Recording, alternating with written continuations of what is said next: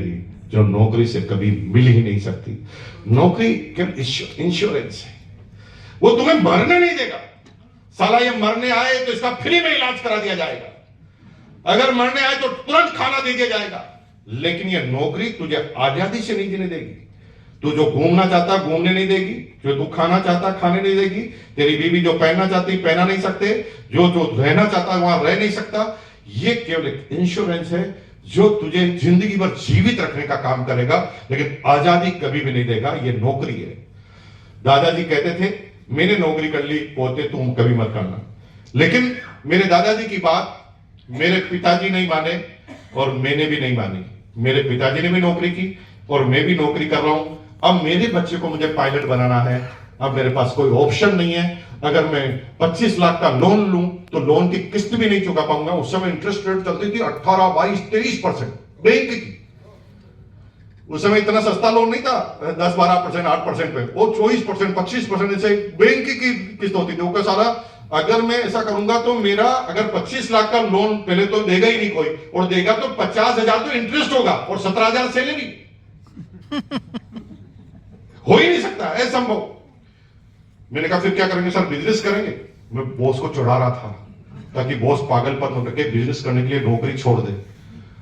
वो मैनेजर में deputy marketing manager, वो नौकरी छोड़ेगा तो मैं कहा? मैं तो मेरे काम की चीज सोच रहा था। मैंने कहा ये जाए यार, अपन सीधा बैठ जाए, अपना क्या लेना देना है, कुछ भी करे।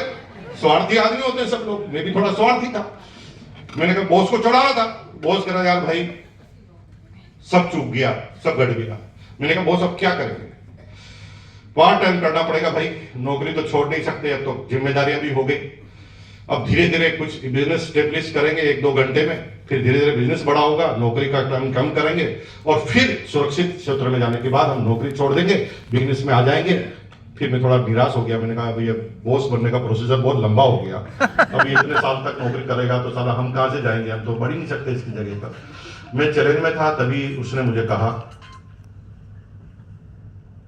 अभी संडे को यानी कल मेरे घर पर मेरे पुराने दोस्त आए थे। मैंने कहा क्या बोला उन्होंने? उन्होंने मुझे बताया व्यापार करने का सही तरीका। मैंने कहा क्या सही तरीका था? उन्होंने बताया कि एक ऐसा व्यापार जिसमें दुकान नहीं लगानी पड़ती।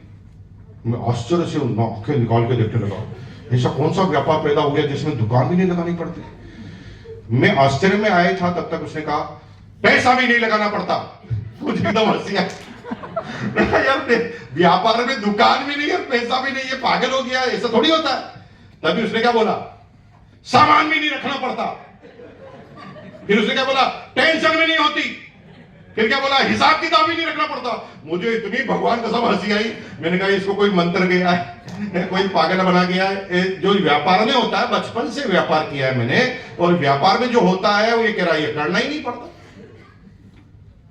मैंने कहा खैर बॉस के सामने ज्यादा हंस भी नहीं सकते, हंसी को थोड़ा कंट्रोल में रखा। तो मैंने कहा फिर क्या सर? सब कुछ अच्छा लगा। मैंने कहा फिर सर कर क्यों नहीं लेते? उसने कहा अनुभव नहीं है ना, दादाजी ने कभी किया नहीं बिजनेस, पिताजी ने कभी किया नहीं, मेरे पास अनुभव नहीं है, तो तू बता हाँ कैसे कर देता? मैंने कहा बात तो एकदम सही है। फिर मैंने क्या डिसीजन लिया? मैंने उनको कह दिया। मैंने कहा क्या कह दिया? मैंने उनको कह दिया अगले संडे को वापस आना। मेरा भाई है मुकेश कोठारी, जो बचपन से करता है बिजनेस, अगले संडे में उसको पकड़ कर लाऊंगा और फिर तुम उसे प्लान बताना, और मेरा भाई कहेगा कर ले तो कर लूंगा, बाकी नहीं करूंगा, इसलिए तुझे अगले संडे को मेरे घर पर आना है। उसने शौक घुमाया मुझे और मुझे इनविटेशन दे दिया, और मुझे ही पता नहीं चला कि मुझे इनविटेशन दे दिया। मैं 5 सेंटीमीटर सीना बाहर निकाल रहा हूं, और देखो बॉस भी आजकल कोई डिसीजन लेता तो मेरे से पूछ कर लेता है। मैं पागल की तरह काम कर रहा, और बॉस ने मुझे बातों बातों में इनवाइट कर दिया। और मैं इतना पागल आदमी था कि 3 दिन से तैयारी कर रहा था मीटिंग में जाने की। 3 दिन से कि यार कब एक बॉस का बॉस बनने का मौका मिलेगा और हम मीटिंग में जाएंगे। मैंने अपनी शादी वाली टाई निकाली, टाई वाई उसको प्रेस व्रेस की। मैंने कहा बॉस का बॉस बनना कोई छोटी मोटी बात थोड़ी है। तो टाई वाई की प्रेस करी, सुबह सुबह मैंने टाई वाई पहनी और लाइट कलर का शर्ट, डार्क कलर की पैंट, जूते पहने, हाथ में ली डायरी, साथ में लिया कैलकुलेटर इसलिए कोई कैलकुलेशन करनी हो तो बॉस को सही राय देनी पड़ेगी ना यार, आखिर बॉस है। तो मैंने कैलकुलेटर लेकर पहली मीटिंग में आया, पहली सीट पर जाके बैठ गया आगे। फिर मेरे पास 10-15 लोग आ गए, आपकी तरह आके वो भी बैठ गए। सब लोग शांत थे। अचानक फुजुर फुजुर की आवाज आई। सबने पीछे घूम के देखा तो 4 कार्टून अंदर घुस रहे। 4 कार्टून क्यों घुस रहे? क्योंकि राजस्थान में अगस्त का महीना, temperature 48 degree Celsius, non AC hall में 4 आदमी सूट पहन के घुस गए। और मैं फुल कंफ्यूज कि कौन से प्रदेश के आदमी है, इनको इतनी सर्दी लग क्यों रही है गर्मी के अंदर, और गर्मी में इन्होंने सूट क्यों डाला हुआ है। मैं उल्टी पुल्टी चीजें सोच रहा हूं तो मेरे दिमाग में कहा माइंड योर बिजनेस, ये सूट पहने की पजामा तुझे क्या लेने देना, जो जिस काम के लिए है वो काम कर। तो हम भी जब कोई बीच में घुसते हैं तो दिमाग कहता ना तेरे को क्या लेना देना। तो मेरे दिमाग ने मुझे शांत किया, मैं चुपचाप बैठ गया। पहला कार्टून स्टेज पे आया, आते क्या बोलता है, दोस्तों ये जोश का बिजनेस है। मुझे जोश का बिजनेस है, जोश का भी कोई बिजनेस होता है। अब जोश को तोलोगे कैसे, नापोगे कैसे, डिलीवरी कैसे करोगे, कितने ग्राम किया, हुआ कि नहीं हुआ, डिलीवरी हुई कि नहीं, कैसे पता चलेगा जोश का, जोश की रेट कैसे डिसाइड होगी, कितने ग्राम जोश किसको दिया। जोश का भी कोई बिजनेस होता है। तो मैं हंसी रहा था, तब तक कार्टून नंबर 2 आ गया। कार्टून नंबर 2 उससे भी बड़ा कार्टून, वो क्या कहता, दोस्तों ये जोश का बिजनेस है इसलिए बजाओ ताली। तो मैंने कहा बता तो सही किस बारे में ताली बजानी, और मैं क्या तुझे ताली बजाने वाला नजर आ रहा हूं? भगवान के सब मैंने एक भी ताली नहीं बजाई। यहां पर भी जो ताली नहीं बजा रहा मेरा भाई मुझे नजर आ रहा है, सेम टू सेम। तुम भी मेरे भाई हो, तुम भी ताली नहीं बजा रहे, हम भी ताली नहीं बजा रहे, ताली नहीं बजाने अपने भाई भाई। तो तुम नहीं बजा रहे तो हमने भी नहीं बजाई थी, हम नहीं बजाई तो यहां तक आ गए, तुम नहीं बजाओगे तो कहां तक जाओगे। इसलिए कोई ताली वाली बजाने से कोई सक्सेस का कोई लेना देना ही नहीं है दूर दूर तक। ताली तो इंटर के लिए होती है ना, कोई चीज अच्छी लगे ताली बजाओ तो दिमाग में घुस जाती है, ये साइंटिफिक प्रक्रिया पूरी दुनिया में होती है। ताली नहीं बजाने वाले ना फिर भूलते हैं। अगर याददाश्त मजबूत करनी है तो कोई भी चीज अच्छी लगे ताली बजाओ उसके ऊपर, वो परमानेंट अंदर घुस जाएगी, दैट इज साइंस। चलो आगे चलते हैं। फिर तीसरा कार्टून आया, गांव की सबसे बड़ी गाड़ी तुम्हारी होगी, गांव का सबसे बड़ा बंगला तुम्हारा होगा। अरे करना क्या है बताना मेरे भाई। मैं भी तुम्हें कहां बता रहा हूं करना क्या, सब कुछ सेम टू सेम चल रहा। फिर चौथा कार्टून आया, चौथा कार्टून उससे भी भारी कार्टून। वो कहता, दोस्तों आज की सेमिनार समाप्त हुई। और बाप रे साला, तू बता तो सही करना क्या है। कैलकुलेटर लेकर बैठा हूं सुबह से यहां पर, और तू कह रहा सेमिनार ही समाप्त हो गई। अब चेहरे पे पसीना, मैंने फटाफट रुमाल निकाला, चेहरे से पसीना पहुंचा, और मैंने कहा अब फंस गए। अब वो सीधा मेरे पास आएगा और पूछेगा करूं कि नहीं करूं। साला मुझे ही पता नहीं करना क्या है, अब इसको क्या बताऊंगा करूं कि नहीं करूं। मैंने कहा सबके सामने इंसल्ट होने से अच्छा है मुकेश कोठारी भाग जाओ। मैंने डायरी लगाई चेहरे के आगे और गाया, पहली सेमिनार समाप्त हुई। हमें कुछ समझ में नहीं आया, आपके साथ भी ऐसे ही होने वाला, ज्यादा टेंशन मत लो, कुछ समझ में नहीं आया, सेमिनार ही समाप्त हो। अगले दिन बॉस ऑफिस में, अरे मुकेश कल सेमिनार में आया था कैसा लगा। मुझे बहुत प्रसन्नता हुई, बहुत ज्यादा प्रसन्नता हुई। बॉस ओरिजिनल प्रश्न ही भूल गया, उसे पूछना चाहिए करूं कि नहीं, और पूछा क्या कैसा लगा। कैसा लगा में तो इंडिया वाले इतने होशियार है कि साला कैसा लगा यूं ही तो करना है। इसमें क्या ये कोई प्रश्न है, कैसा लगा। हमारी बहनें रोज ही करती, हमारी यहाँ पर जो बहनें बैठी है, आपकी सहेली एक नई साड़ी लेकर आती है ना, नई साड़ी पहनकर आती है, अब कलर बिल्कुल सूट नहीं कर रहा है, ऐसे लग रहा है जैसे डायन आई है। लेकिन वो साड़ी पहनकर आती है और आपसे कहती है कैसी लग रही हूँ। भगवान बताना, सच बताना क्या बोलते हो, भगवान की कसम है आपको सच बताना, आप क्या बोलते हो। वेरी गुड, बहुत अच्छा लग रहा है, कहां से लेकर आई उसका नाम जरूर बता के जाना। उसको बेचारे को इतना चढ़ा देती है कि उसे कुछ कंफ्यूज हो जाती है कि उसे पता नहीं चलता, लेकिन वो तुम्हारी सहेली है, वो तुम्हारे से ज्यादा झूठ बोलती है, उसे पता है, वो रिकन्फर्म करती है झूठी फालतू की तारीफ कर रही, सच बताना वास्तव में ठीक लग रही कि नहीं लग रही, वो रिकन्फर्म करती। तो मेरे बॉस ने रिकन्फर्म किया, अरे वास्तव में अच्छा लगा कि नहीं। मैंने कहा बॉस वेरी गुड, बहुत ही ज्यादा मजा आया, और अगली बार जब भी आप ऐसे किसी कार्टून को बुलाएं तो हमें जरूर नाम बता के बता दिया कि हमें जरूर बुलाएं। अरे फालतू की बातें मत कर, कोई रिस्क लगी क्या तुझे। मैंने कहा सर नो रिस्क, कोई रिस्क नहीं। कोई प्रॉब्लम, मैंने कहा नो प्रॉब्लम सर। कोई चैलेंज, मैंने कहा नो चैलेंज सर। ठीक है फिर 1500 रुपए दे। और बाप रे, चारों तरफ से पहले घुमाया और फिर कहा 1500 रुपए दे। उस समय इस सिस्टम में आने के लिए, इस अभियान में आने के लिए 3 जोड़ी कपड़े खरीदने पड़ते थे। पैंट पीस, शर्ट पीस का पहला पड़ा था और 1500 रुपए की किट से चालू होता था। अभी डायरेक्ट सेलिंग की भारत सरकार के द्वारा गाइडलाइन आ गई है। अभी कंपल्सन नहीं है, आप जो चाहें वो लें, जो नहीं चाहें वो नहीं लें। लेकिन उस समय 3 जोड़ी कपड़े लेने पड़ते थे। और मजे की बात बताऊं, I am the marketing executive. मैं पूरी जिंदगी कपड़े बेचता था और आज मेरे बॉस ने मुझे बेच दिए। और मैं 3 जोड़ी कपड़े की कंपनी में काम करते हुए 3 जोड़ी कपड़े लेकर घर के लिए रवाना हुआ। मना ही नहीं कर सकता था मैं। अगर ये बॉस को कहता था पैसे नहीं है, तो बॉस कहता था फिर भी ले जा, सैलरी से काट लेंगे। कोई ऑप्शन ही नहीं था। मतलब चारों तरफ से ऐसा घेरा कि मैं मना ही नहीं कर पाया। मैंने 3 जोड़ी कपड़े लिए और वो कपड़े की किट लेकर मैंने स्कूटर पे टांगी।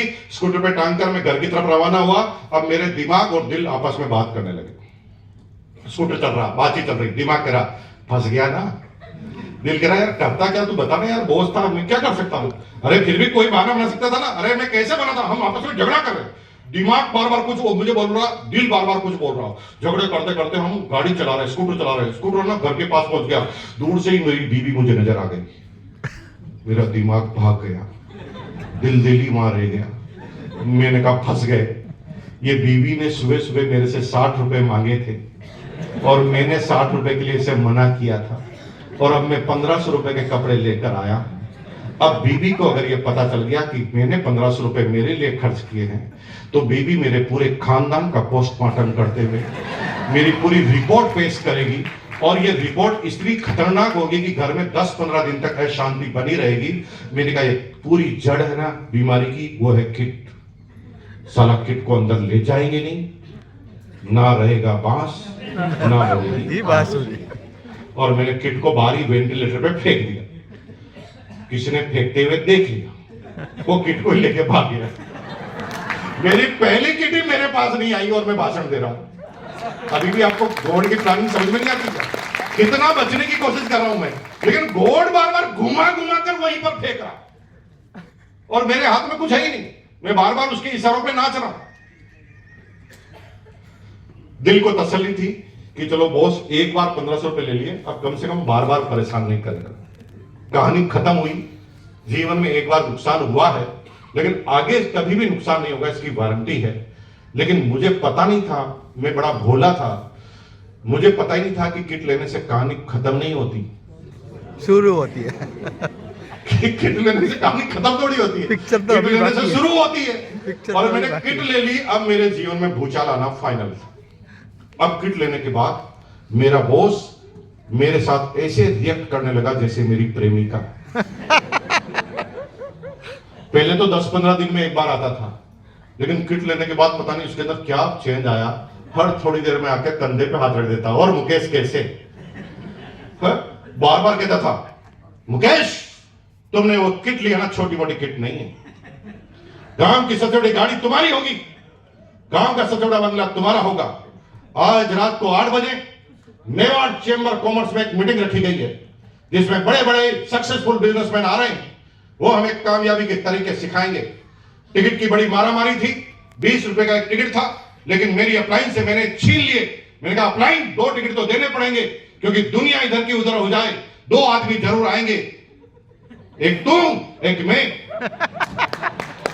मुझे तो पहले ही पता है कि तू मना करेगा ही नहीं, चलेगा ना।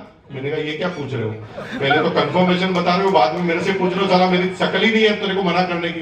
मेरे को तो पहले कंफर्म है कि 2 आदमी आएंगे, एक तू एक मैं। अब वो कह रहा आएगा ना। अब मैं मुस्कुरा के कह रहा हूं सर आप बुलाएं पर हम ना आए। और मनी मन सोच रहा हूं साले टकले, एक बार बुलाया था तो 1500 रुपए देकर आया था, अब तेरा बाप भी बुला लेना तो मैं कहीं जाने वाला नहीं हूं। ये इंसानी ऐसी फितरत होती है कि ये सोच कुछ ओढ़ लेता, बोल कुछ ओढ़ लेता है। मतलब सोच कुछ ओढ़ लेता, बोल कुछ ओढ़ लेता है। ये पूरी पृथ्वी पर इंसान के अंदर ये गुण पाया जाता। बाकी भैंस जो सोचती है वही करती है, कुत्ता जो सोचता है वही करता है। ये इंसान पता नहीं क्या विचित्र प्राणी है, ये सोच कुछ ओढ़ लेता, कर कुछ ओढ़ लेता।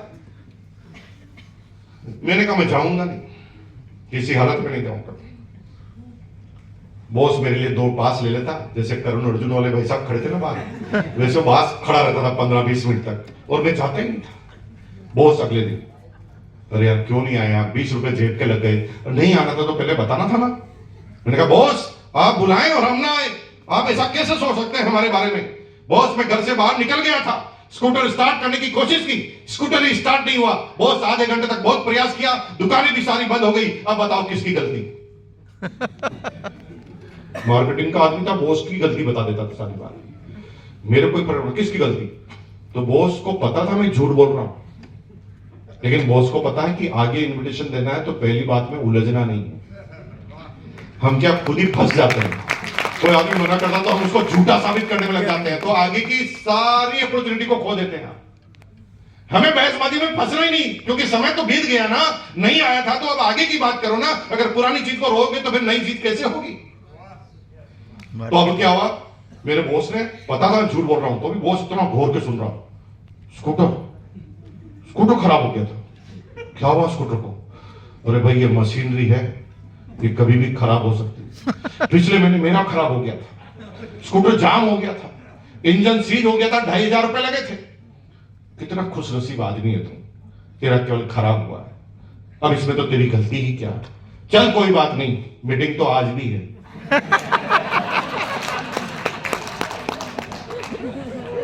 आज आएंगे ना सर, आज 100% आएंगे। अगले दिन क्यों नहीं आया? सर आना चाहता था, बीवी की तबीयत खराब हो गई। उसको पता मैं झूठ बोल रहा हूं, फिर भी क्या बोल रहा हूं, भाभी जी की क्या हुआ, भाभी जी को कोई ज्यादा प्रॉब्लम तो नहीं ना? अरे तेरा भाई अभी जिंदा है, सारे डॉक्टर के नंबर मेरी डायरी में रहते हैं, पॉकेट वाले में। रात को आधा 12 बजे भी जरूरत पड़े डॉक्टर की तो तेरे भाई को याद करना। भाई पहली बार तेरे ऊपर गर्व होता है, सलूट करने का मन करता है। पति हो तो तेरे जैसा जो अपनी बीवी का इतना ध्यान रखता है, वेरी गुड डिसीजन। बीवी जी की तबीयत खराब हो तो कहीं नहीं जाना चाहिए, मीटिंग तो आज भी है। अगले दिन क्यों नहीं आया? सर मेरी तबीयत खराब हो गई। पहला सुख निरोगी काया, दूसरा सुख घर में माया, खुद की तबीयत खराब हो तो कहीं नहीं जाना चाहिए, वेरी गुड डिसीजन, मीटिंग तो आज भी। जब सामने वाले पे जब आप शंका ही नहीं करते तो सामने वाले की जिम्मेदारी और बढ़ा देते हैं। That is again psychological. हमें क्यों बताना झूठा है, हमें ऐसा बताना कि आप एकदम सही हैं, तो फिर वो प्रेशराइज होता जाएगा, क्योंकि वो इतने अच्छे आदमी से डील कर चुका है जो हर बात को मान रहा है। एक दिन शर्मा के ही आएगा, वो आएगा। यहां पर भी कुछ लोग ऐसे ही आएंगे, कुछ लोगों को यहां पर झूठ बोलकर लाया गया है, 15 मिनट में फ्री कर देंगे। कुछ लोगों को बोला शाम को डिनर कराते हुए लाएंगे, कुछ बोला अंबाजी के दर्शन करा के लाएंगे, और कुछ लोगों की शक्ल ही बता रही कि इनको किडनैप करके लाया गया, ये आना वाना नहीं चाहते थे, इनको चारों तरफ से घेरा गया, फंसाया गया और यहां लाकर बिठा दिया गया। द गॉड प्लान, अलग अलग स्टेज से सबको लेकर आते हैं। अब क्या हुआ, मैं इतना प्रेशराइज हो गया, 15 दिन तक बहाने बनाए हैं। 15 दिन बाद मेरी हालत इतनी खराब हो गई कि कोई दूर से परछाई भी निकलती थी तो मुझे लगता था बॉस आ गया। मतलब इतना घबराता था, मैंने कहा यार कभी बॉस अगर पीछे से नहीं आ जाए, अभी तो बहाना सोचा ही नहीं है और अचानक कुछ पूछना पड़ेगा तो कैसे बोलेंगे। और भैया हालत इतनी खराब हो गई कि मैं इतना प्रेशराइज हो गया कि मैं सोता था ना तो मेरे सपने में बॉस आता और बॉस कहता था चल मीटिंग में चलना है, तो मैं नींद में कहता था बॉस आज नहीं, मैं बहुत बिजी हूं। तो बीबी कहती कहां बिजी हो, तुम तो सो रहे हो। बड़ा कंफ्यूजन हो गया कि साला करना क्या है जीवन में। हालत इतनी खराब हो गई। 15 दिन बाद बॉस को पता था अब ये थक गया है, इतने बहाने इसने बना लिए कि अब ये थक गया है। अब बॉस ने फाइनल पैतरा खेला। बॉस ने संडे के दिन मुझे लैंडलाइन पे फोन किया, मोबाइल होते ही नहीं थे उस समय, लैंडलाइन पे फोन किया, मुकेश गुड मॉर्निंग। मैंने कहा गुड मॉर्निंग। अरे तेरे घर के बाहर से निकला था, लाइटें एकदम बंद थी, ड्राइंग रूम एकदम खाली था, घर के बाहर कोई गाड़ी नहीं पड़ी थी, आज तेरे घर पे कोई मेहमान तो नहीं आया? मैंने कहा नहीं मेहमान तो नहीं आया बॉस। ओके ओके, तू सुबह सुबह स्कूटर पे दूध लेने जा रहा था, तेरा स्कूटर ठीक काम कर रहा है? मैंने कहा बॉस स्कूटर तो ठीक काम कर रहा। ओके ओके, तू और तेरी बीवी दोनों गार्डन में जॉगिंग करते हुए दौड़ रहे थे, मतलब दोनों की तबीयत ठीक है ना? मैंने कहा दोनों की तबीयत ठीक है, आजा। और अब मैं 15 दिन के बाद इसलिए गया कि साला पोल में खुल जाए। यहाँ पर भी कुछ लोग ऐसे आए हैं कि साला अब इतने दिन से मना कर रहा है, आज तो जाना ही पड़ेगा रे भाई, आज नहीं तो इसको पता ही चल जाएगा कि मैं झूठ बोल रहा हूं। 15 दिन बाद मैं काउंसलिंग मीटिंग में पहुंचा। 10 लोग बैठे थे, मैं भी जाकर बैठ गया। मैं बस यही सोच रहा था कि कुछ बताए, कुछ कमी निकालूं, उसको पकड़ूं और फिर क्लियर कट बनाकर दूं कि मैं इस काम को नहीं करूंगा। मेरा उद्देश्य इतना सा।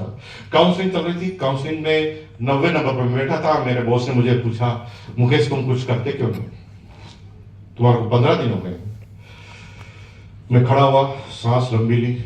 मैंने कहा आज क्लियर कट बोल दूंगा। मैंने कहा बॉस इतने दिन से मैं झूठ बोल रहा था आपसे। बॉस मुस्कुराया, ऐसा लग रहा था जैसे सब उसको पता है। बॉस थोड़ा मुस्कुराया। मैंने कहा बॉस आपसे झूठ बोल रहा था, वास्तव में बात यह है कि आप जिस काम को कर रहे हैं ना, मैं उस काम को नहीं करूंगा। उन्होंने कहा क्यों नहीं करेगा? बॉस नहीं, मेरे स्टेटस का काम है और नहीं आपके स्टेटस का काम है। बिना मांगे आपको एक राय दे रहा हूं, बॉस प्लीज आप भी इस काम को छोड़ दो। आप इस पूरी कंपनी के मैनेजर है बॉस, है ना।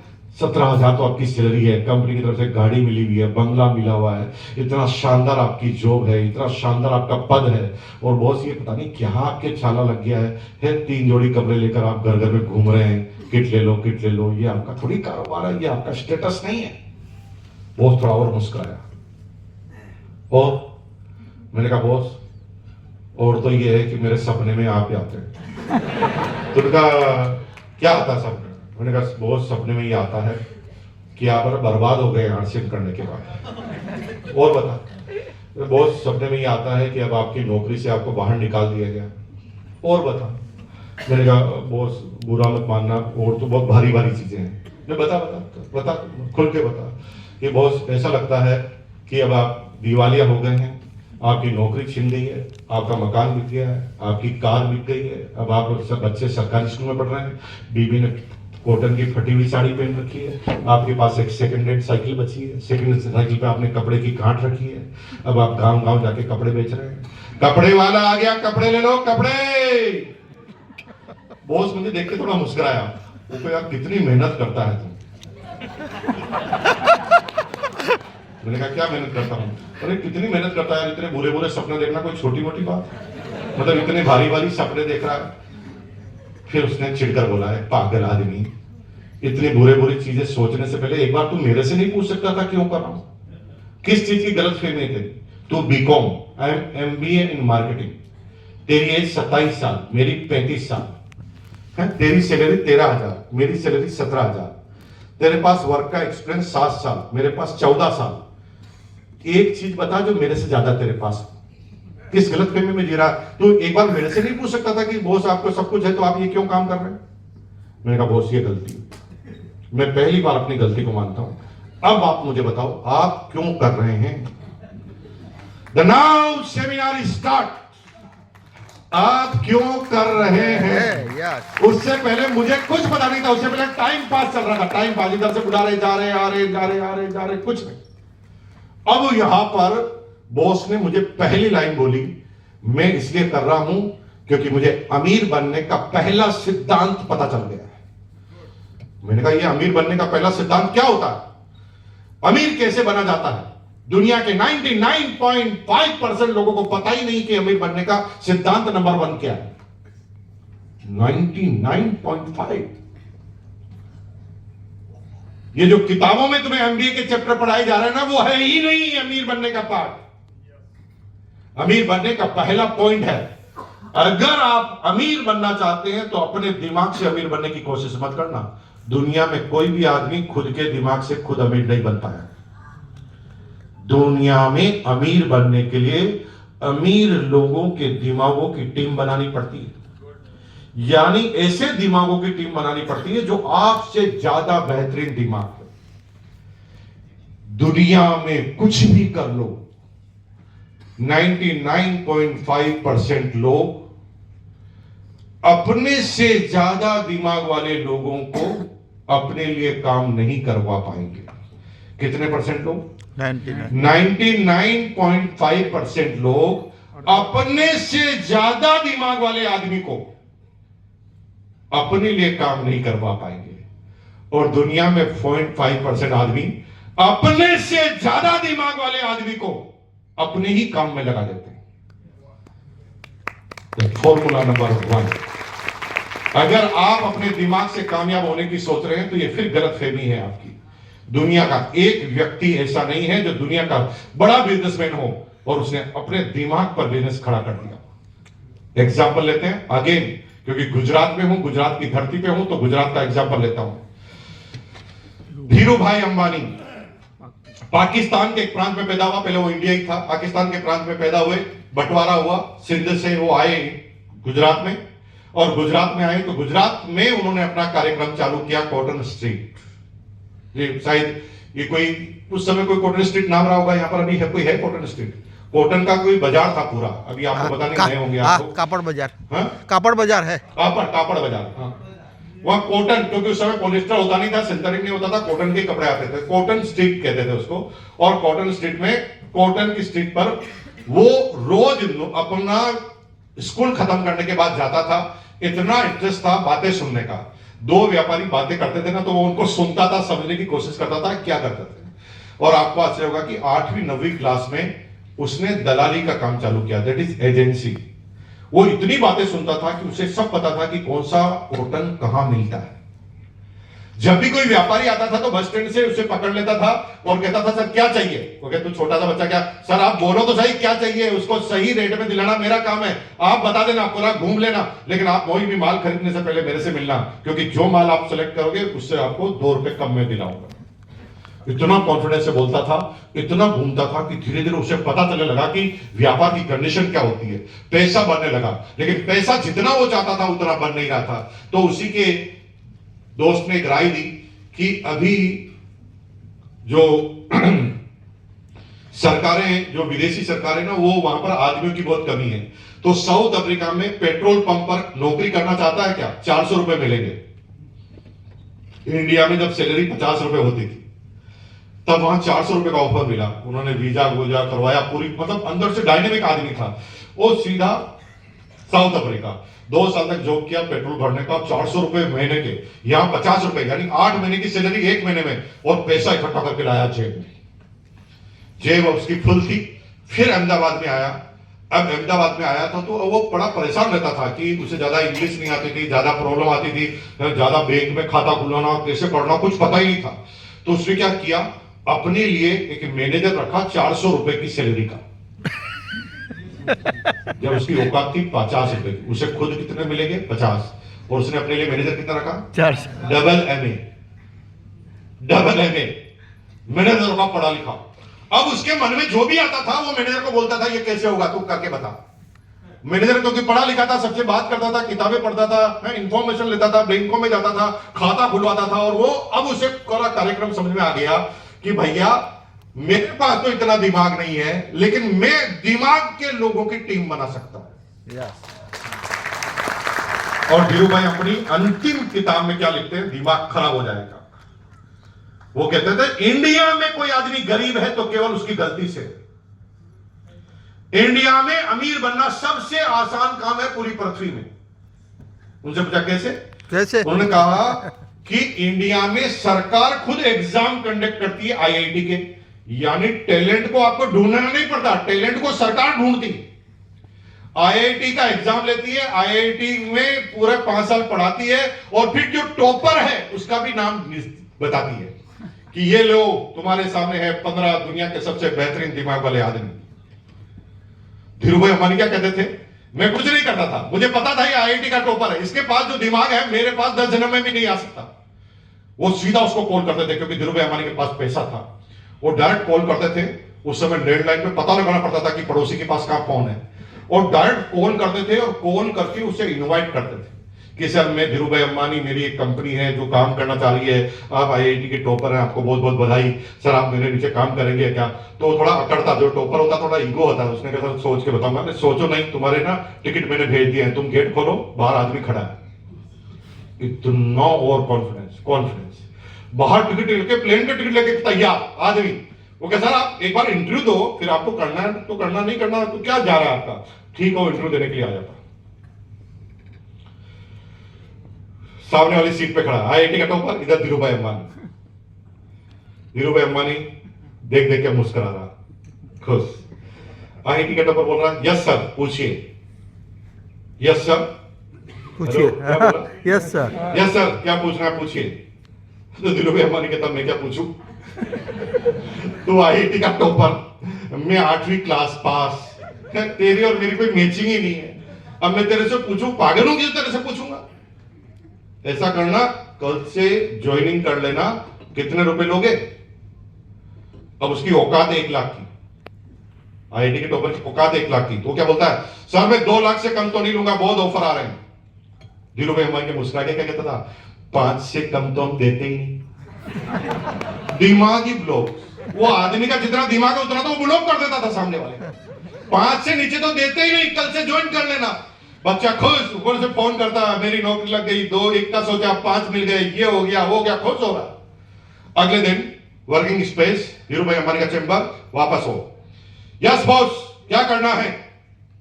धीरूभाई अंबानी कहता था मुझे क्या पता क्या करना है, तुझे 5 लाख दिए हैं, 500 लाख वापस कैसे आएंगे तुझे बताना है, नहीं तो लात पड़ेगी। अब धीरूभाई अंबानी अपने से ज्यादा वाले दिमाग वाले आदमी को अपने काम में लगा देता था।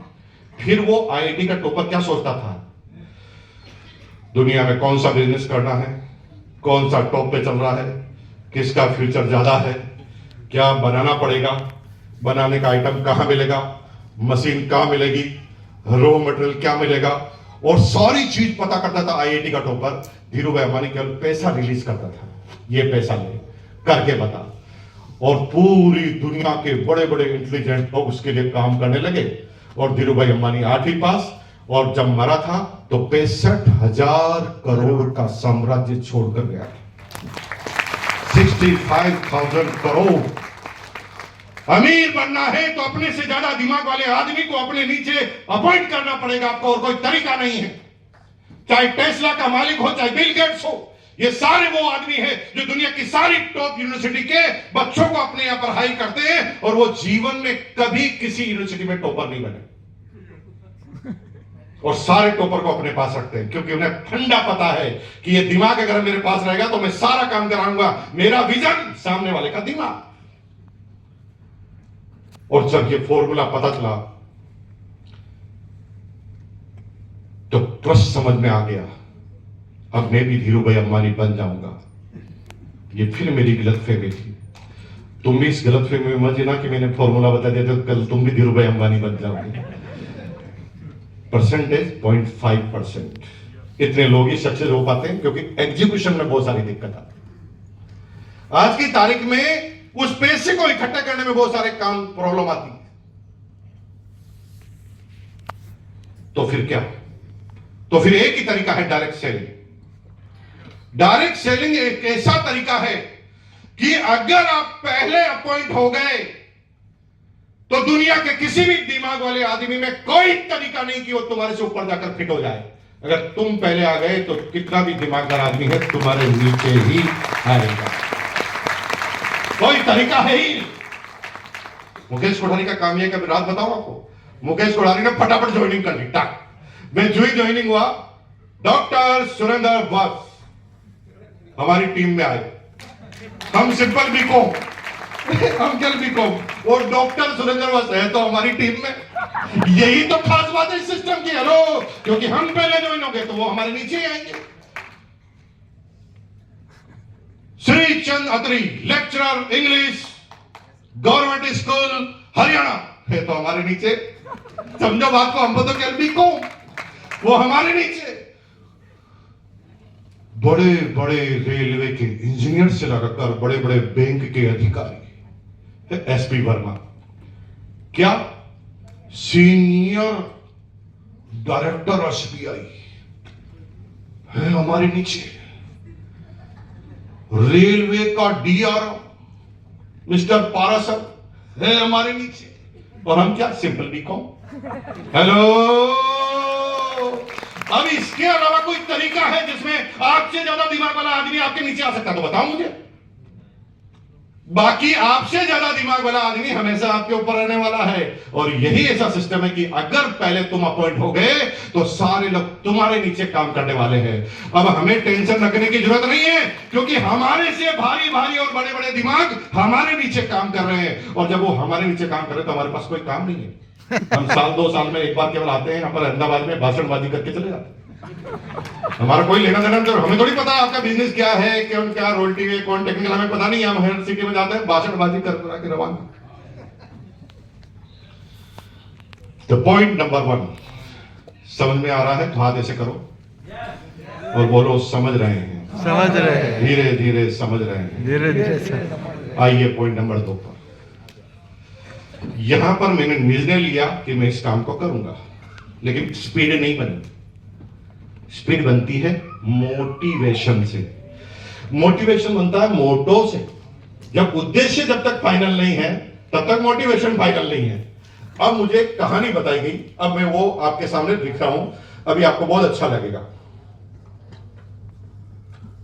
ये लिया मैंने पेन हाथ में, अब मैं बनाता हूं यहां पर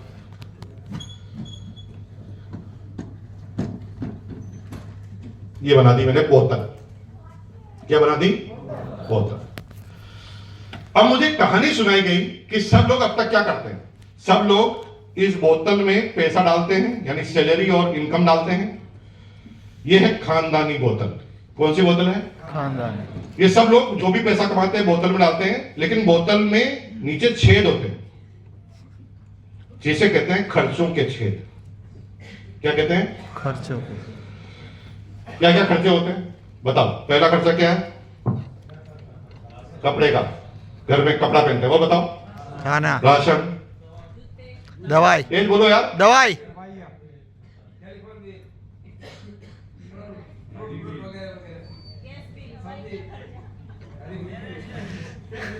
नहीं, मिर्ची तो सब्जी में आगे नहीं, बार बार एक ही चीज को बार बार बोलते जा रहे हो। हॉस्पिटल, हॉस्पिटल, हाँ हॉस्पिटल। और बोलो, बिजली पेट्रोल डाल दिया, घूमना फिरना, education, mobile bill, light bill भी डाल देते एक बार और। ये लो, 2 बार डाल दिया था पहले, आपने कहा डालो तो डाल दिया। आपके पिताजी का कुछ जा ही नहीं था, आप जो मर्जी आज डलाओ। ये आपकी बोतल है, आपके खर्चे। मेरे को 4 बार कर देंगे तो उससे क्या फर्क पड़ेगा, कर दूंगा। अब ये क्या है? जादुई बोतल। हम यहां पर पैसा डालते हैं लेकिन बोतल में टिकता नहीं। लेकिन ये जिस दिन बोतल भर जाएगी ना मेरे भाई, उस दिन तुम अमीर बन जाओगे। लेकिन ये जादुई बोतल भरती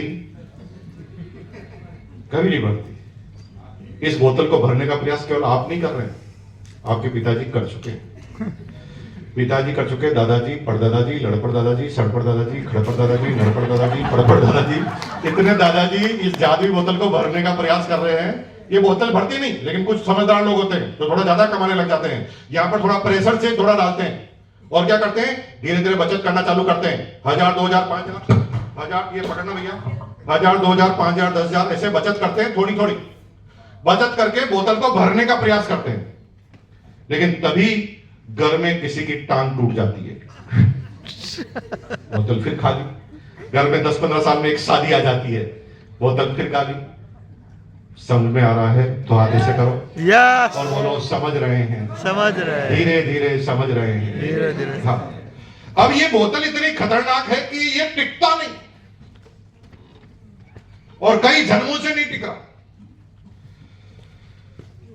अब मुझे आज के 25 साल पहले क्या बताया गया कि एक नई तरह की दुकान चालू रही है जिसका नाम है आरसीएम। इसमें अब विजन की बात कर रहा, कुछ हुआ नहीं था। उसने कहा अभी ये कंपनी कपड़े की है, कपड़े से अपनी शुरुआत करती है, फिर शर्ट पीस भी लाएगी और शर्ट के बाद जींस भी लाएगी, पैंट भी लाएगी, जूते भी लाएगी, खाने पीने के सामान भी लाएगी, लाएगी लाएगी लाएगी। आया कुछ नहीं था, पैंट पीस। बस ये दुकान की खास बात यह है कि ये जो खर्चे की पाइपलाइन पहले दुकानदार आती थी, इसको मोड़कर आपको आरसीएम की दुकान में डालना। यानी खर्चे की पाइपलाइन जो दुकान पे जाती थी तो दुकान पे जाने के बाद वापस कभी नहीं आती थी, लेकिन अगर तुम आरसीएम की दुकान पर ये पाइपलाइन डाल दो तो आरसीएम कैलकुलेशन करके ये बोतल में ही वापस डाल देती। अब सारे खर्चों को तुम आरसीएम में डालकर बोतल में डाल दो और बोतल से बाहर जाने का रास्ता ही नहीं रखो, तो बताओ, इधर से सैलरी आ रही है, इधर खर्चों से इनकम आती जा रही है, आती जा रही है, आती जा रही है, आती जा रही। तुम अमीर बन सकते कि नहीं बन सकते? यस। थोड़ा तेज बोलो, बन सकते कि नहीं बन सकते? यस। क्या प्लान है मेरे भाई? हंसी आती है। फिर भी कुछ लोग कहते हैं सोच कर बताऊंगा। सोच कर बताएगा? क्या दिमाग पाया है पृथ्वी पर, है? क्या सोच कर बताएगा? इसमें क्या सोचने की बात है? सोचता तो वहां पर है जहां पर कुछ जाना है, यहां पर तो आना है, जाना नहीं है। जाने का रास्ता ही नहीं बना है। तुम कंपनी को बोलो 10,000 रुपए डिपॉजिट करो, कंपनी के पास तरीका ही नहीं है डिपॉजिट करने का। कंपनी कहती है 1 रुपया लो, दो तो 1 रुपए का सामान लो, सीधा साथ में बिल ले जाओ। कोई तरीका नहीं है कंपनी के पास। अब अगर सारे खर्चे मैंने इसमें डाल दिए तो मैं अमीर बनूंगा कि नहीं बनूंगा? तो लेकिन मुझे कहा यह अमीर बनने का तो तरीका है, लेकिन एक पूरा जन्म लग जाएगा, क्योंकि जो तुम सामान खरीदते हो उसी में से तो कमीशन आएगा, और तुमने जो खरीदा उसी में से आएगा, तो वो तो 5-10% से ज्यादा नहीं होगा। अगर तुम 10,000 खर्च करते हो, अगर 10,000 खर्च करते हो तो 1,000 आएगा, इसमें तो अमीर बनने में तो कई बरसों लग जाएंगे। तो मैंने कहा फिर क्या करना पड़ेगा? उसका दूसरा काम करना पड़ेगा। दूसरा काम क्या है? आपके पड़ोस में भी एक आदमी है, उसके पास भी एक बोतल है।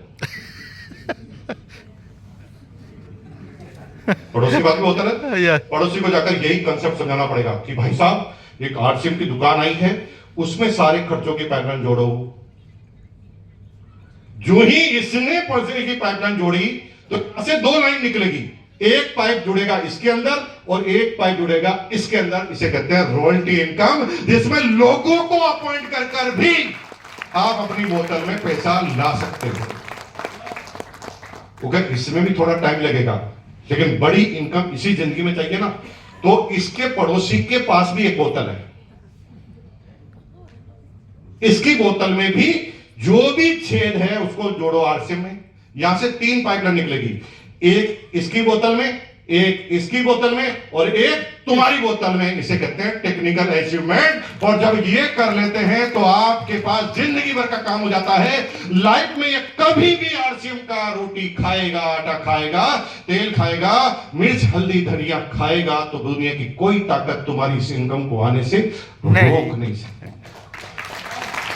मुकेश कोठारी की बोतल कंप्लीट हो चुकी है।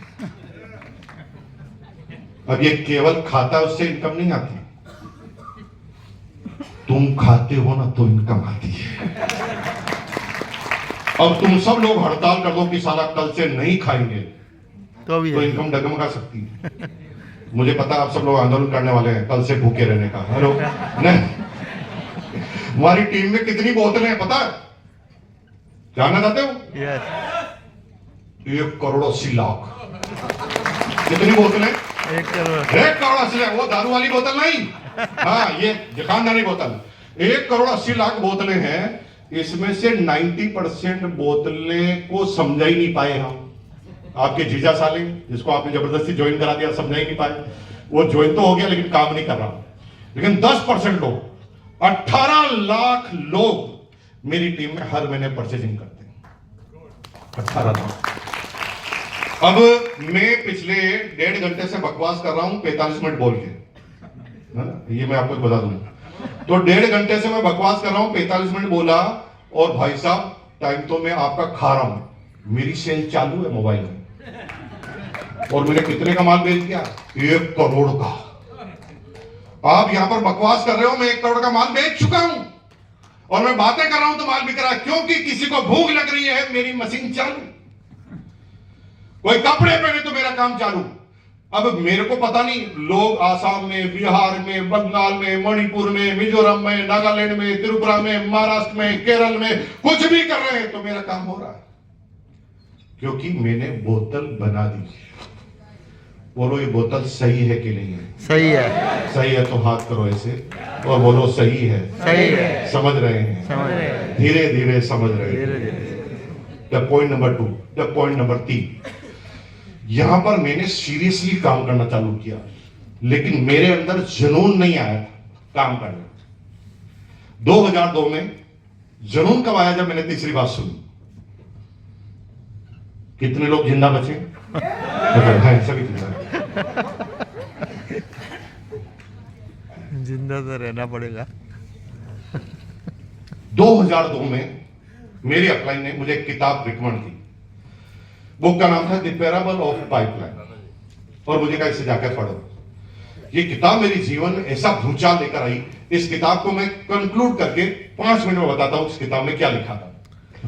किताब में लिखा था 99.5% आदमी कुएं पर पानी भरने का काम करते हैं। कुआं मतलब कार्य क्षेत्र, पानी मतलब पैसा। हम रोज सुबह 9-10 बजे उठते हैं और अपने कार्य क्षेत्र पे यानी दुकान पे, ऑफिस में जाते हैं, एक बाल्टी को कुएं में डालते हैं और कुएं में जो बाल्टी है, शाम को इस बाल्टी को वापस भर के निकालते हैं। बाल्टी में जो पानी है वो पैसा है। बाल्टी की साइज योग्यता है। बाल्टी की साइज योग्यता, जिसकी जितनी बड़ी बाल्टी उसके पास उतना बड़ा पैसा। एक मजदूर बाल्टी डालता है तो 500 रुपए की डालता है, एक मैनेजर डालता है तो 3000 की डालता है, एक बड़ा बिजनेसमैन डालता है तो 20,000 की बाल्टी डालता है। लेकिन रोज करता है, रोज जाता तैयार होके 10 बजे और जाते ही बाल्टी डाल देता है। फिर शाम होते होते बाल्टी को खींचता है। बाल्टी में जो पानी है वो पैसा है। और सब लोग ये काम रोज करते हैं और दुनिया के 99.5% लोग यही काम करते हैं। अगर आप भी कर रहे हैं तो हाथ ऐसा करो, बोलो समझ रहे हैं, समझ रहे हैं, धीरे धीरे समझ रहे हैं। धीरे धीरे समझ। अब आप भी यही काम कर रहे हो, या तो नौकरी कर रहे हो या व्यवसाय कर रहे हो। आप नौकरी व्यवसाय क्यों कर रहे हो कि सीधा आप डालते हो बाल्टी में, तुरंत रिजल्ट आता है। नौकरी वाला का हिसाब 30 दिन में एक बार हो जाता है, लेकिन बिजनेसमैन का हिसाब रोज का रोज होता है कि आज कितने मोबाइल बेचे, आज कितनी साड़ी बेची, आज कितना बिक्री हुई, आज मेरा कितना प्रॉफिट हुआ। और ये इतना मनोरंजन का काम है कि जिंदगी कब बीत जाती हमें पता ही नहीं। आदमी इतना उलझा रहता है इस काम के अंदर, जाता रोज तैयारी के साथ, साला कुछ भी छोड़ दे, बाल्टी डालना नहीं छोड़ेगा। जाएगा सीधा बाल्टी डालेगा, पूरे दिन भर बाल्टी। और कोई कोई शादी है और नहीं बाल्टी डालनी है, शादी में नहीं आऊंगा, बाल्टी डालना जरूरी है, नहीं तो काम कैसे चलेगा। वो इतना सीरियस इस काम को करता है। 99.5% लोग यही काम करते हैं। ये काम उम्र बीतने तक करना पड़ेगा। रिटायरमेंट होने के बाद ये काम अपने घर के किसी व्यक्ति को सौंपना पड़ेगा, तभी घर का गुजारा चलेगा। और कोई तरीका नहीं। दुनिया के 99.5% आदमी इस काम को क्यों करते हैं? क्योंकि ये तुरंत रिजल्ट वाला काम है, इसमें इंतजार नहीं करना पड़ता। शाम होते ही रिजल्ट आपके सामने होते हैं और इसलिए आप परेशान नहीं होते हैं। आपको जिंदगी चलते हुए दिखती है, रुकते हुए नहीं दिखती। लेकिन 0.5% आदमी अलग काम करते हैं। 0.5% आदमी, अब इनका में क्या, 99.5% आदमी, इनके पास पूरी दुनिया का 50% पैसा है। और ये 0.5% आदमी, इनके पास भी दुनिया का पूरा 50% पैसा है। 99.5% आदमी के पास दुनिया का 50% पैसा है और 0.5% लोगों के पास भी दुनिया का 50% पैसा है। और 0.5% आदमी में से एक भी आदमी यह काम नहीं करता, एक भी। सब लोग अलग काम करते हैं। क्या काम करते हैं? एक बड़ा तालाब तलाशते हैं, डैम तलाशते हैं, दैट इज कार्य क्षेत्र, है ना। पेट्रोलियम, मोबाइल, इंफ्रास्ट्रक्चर, पहले वो काम संभालते हैं कि ऐसा कोई काम है जो फ्यूचर में चलेगा, जो कभी रुकेगा नहीं, जिसकी हिस्ट्री बहुत अच्छी रही हुई है। आप भी जब कंपनी का प्लान बताते तो कंपनी हिस्ट्री बताते ना, वो इसीलिए बताते हैं। वो पहले हिस्ट्री पता करते हैं कि इस कारोबार में मैं जा रहा हूं, इसका फ्यूचर क्या है। और पहले वो एक डैम की तलाश करते हैं, यानी कार्य क्षेत्र की तलाश करते हैं।